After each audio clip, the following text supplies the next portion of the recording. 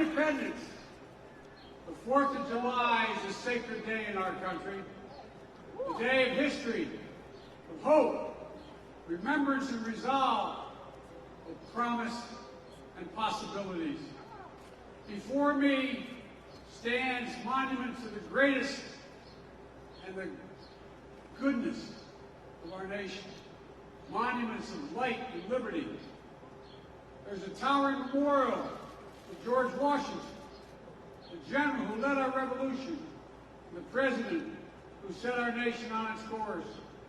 There's a memorial to Thomas Jefferson, whose words about liberty and equality literally changed the world. And across the tidal basin, from the Jefferson Memorial, there stands Dr. Martin Luther King Jr., his arms crossed, his eyes fixed ahead toward the promised land where equality is not only an aspiration, but a reality. They help define who we are, guide what we do, remind us of the work that history has given us in our own time. This year, the 4th of July is a day of special celebration, where we are emerging from the darkness of years, a year of pandemic and isolation, a year of pain, fear, and heartbreaking loss. Just think back to where this nation was a year ago. Think back to where you were a year ago. And think about how far we've come. From silent streets to crowded parade routes lined with people waving American flags. From empty stadiums and arenas to fans back in their seats cheering together again. From families pressing hands against a window to grandparents hugging their grandchildren once again. We're back traveling again. We're back seeing one another again. Businesses are opening and hiring again.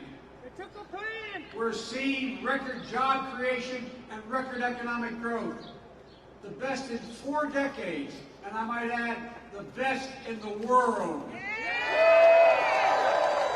Today, all across this nation, we can say with confidence, America is coming back together. 245 years ago, we declared our independence from a distant king. Today, we are closer than ever to declaring our independence from a deadly virus. That's not to say the battle against COVID-19 is over. We've got a lot more work to do. But just as our declaration in 1776 was not a call to action, not a reason for complacency or a claim of victory, was a call to action. The same is true today. Back then, we had the power of an idea on our side. Today, we have the power of science. Thanks to our heroic vaccine effort, we've gained the upper hand against this virus. We can live our lives. Our kids can go back to school. Our economy is roaring back. Don't get me wrong, COVID-19 has not been vanquished. We all know powerful variants have emerged, like the Delta variant. But the best defense against these variants is to get vaccinated.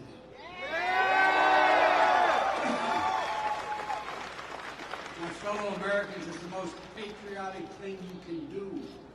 So please, if you haven't gotten vaccinated, do it now. For yourself, for your loved ones, for your community, and for your country.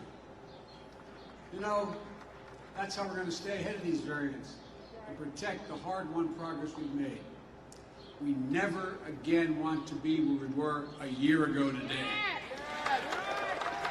So today, while the virus hasn't been vanquished, we know this: it no longer controls our lives. It no longer paralyzes our nation. And it's within our power to make sure it never does again.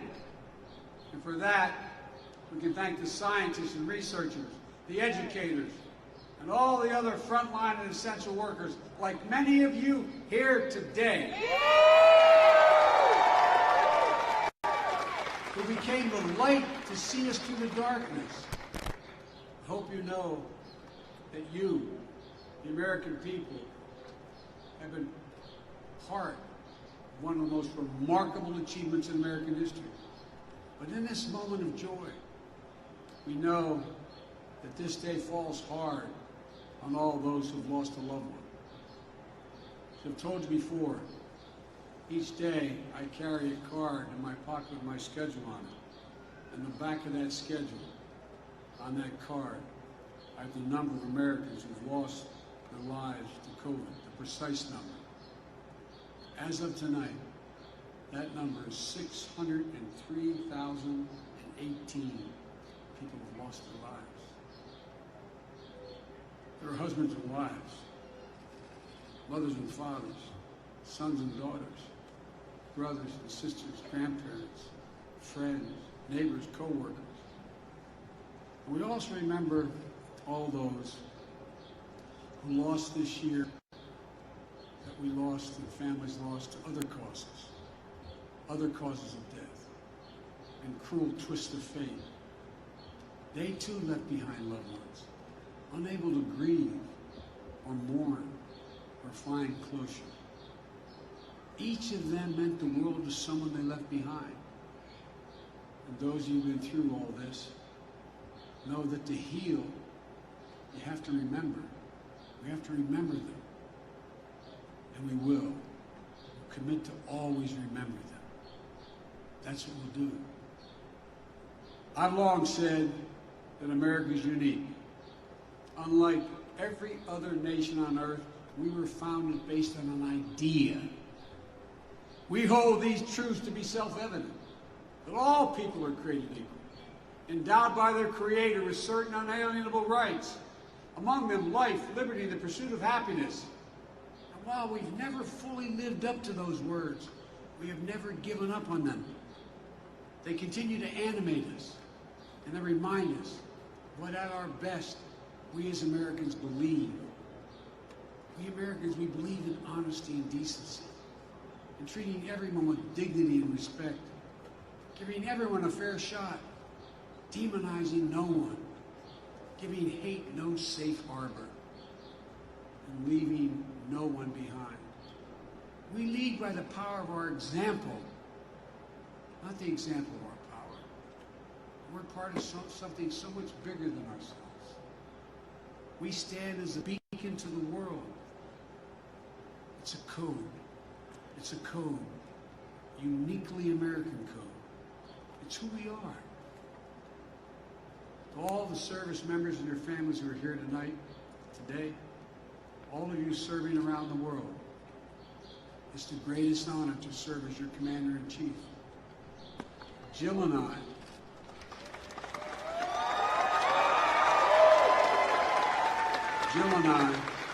and our entire family, thank you for your service and sacrifice.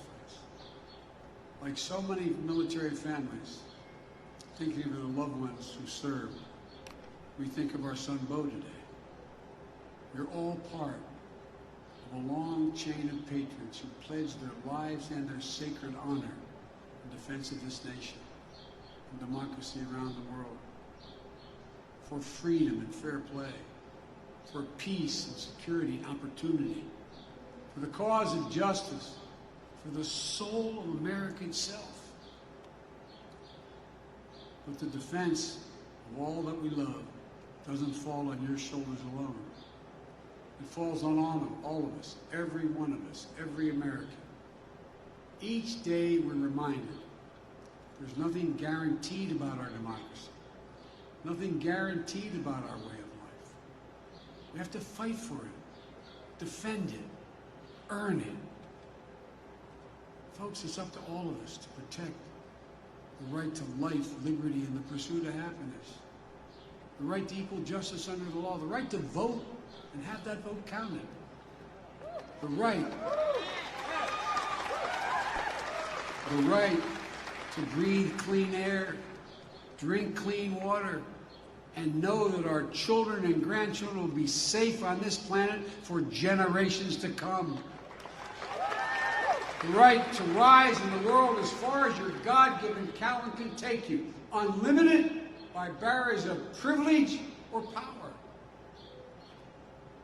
One of the great gifts of the spirit of independence. Think about this. One of the great gifts is our capacity to see ourselves whole and see ourselves honestly.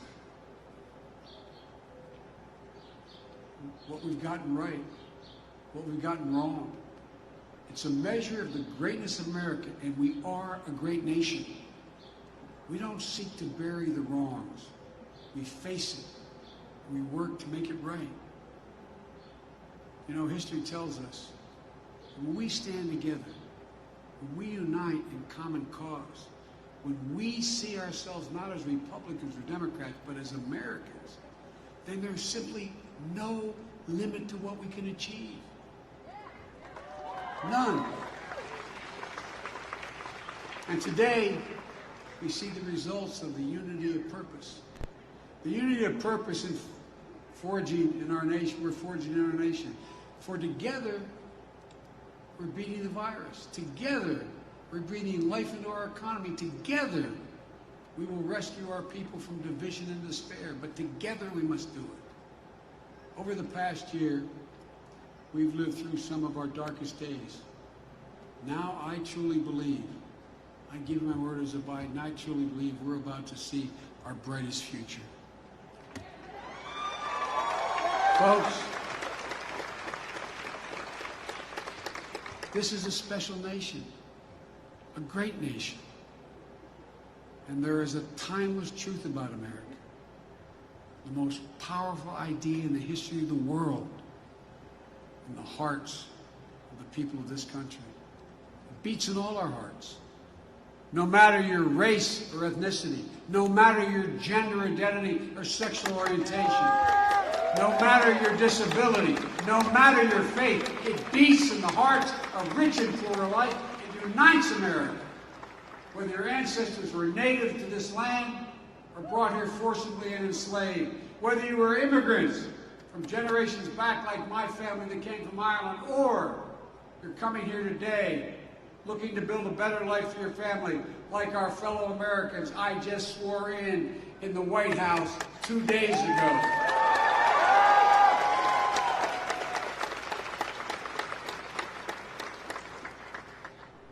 The American creed, we use that phrase, the American creed, is we're all equal, created equal. It was written a long time ago.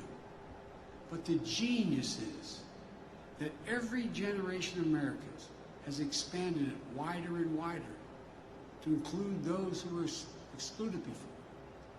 That's why it's never gathered dust in our history books. It's still alive today. Alive in our hearts, alive in the work of our hands, alive not only in the history we read, but in the history we're making. My fellow Americans, now, we are the guardians of that very idea of America.